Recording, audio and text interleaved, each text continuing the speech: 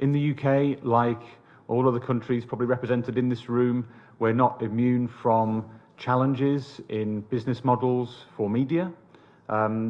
We've seen a lot of change in our market, particular big trends around consolidation within the media.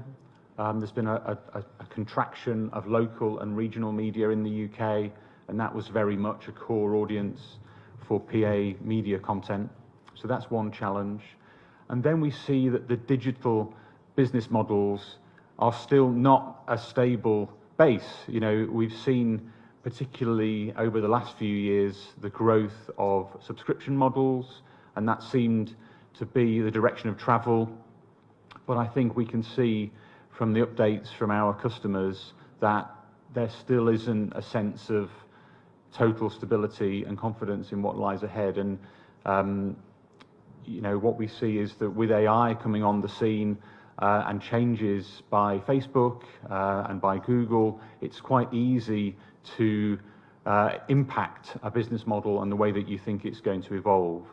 So there are continual challenges for our customers, and that means there are continual challenges for us. What we try to do is think about what are the audiences for verified news content, and how do we create products that fit to those different audience groups.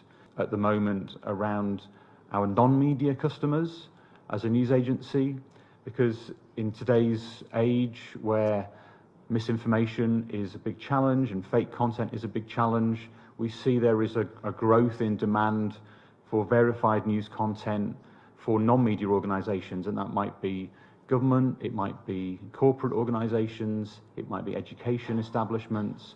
And I think as a news agency, that's a useful and important market for us to have a stake in too, because there is no comparable provider of trusted, verified content. And I think if I can just touch on AI briefly, without wishing to sort of preempt where the conversation might go later, I think we're looking at where the opportunities are with AI from a revenue point of view. There are clearly challenges, there are clearly threats around AI as a media company, but we are looking for where those revenue opportunities are. I think they may come in a number of different ways. But I think if we're agile, if we believe in the value of the trusted content, and we believe that actually whatever else is going on in the digital world, that people will still gravitate towards wanting accurate, trusted, unbiased information, I think there's a challenge in public perception of the value of journalism, and that must vary between different countries. But I think that also is related to this credibility question, and they struggle to recruit young journalists because journalism is not seen as something that is of great societal value. It's kind of to the side, and I think that's a challenge.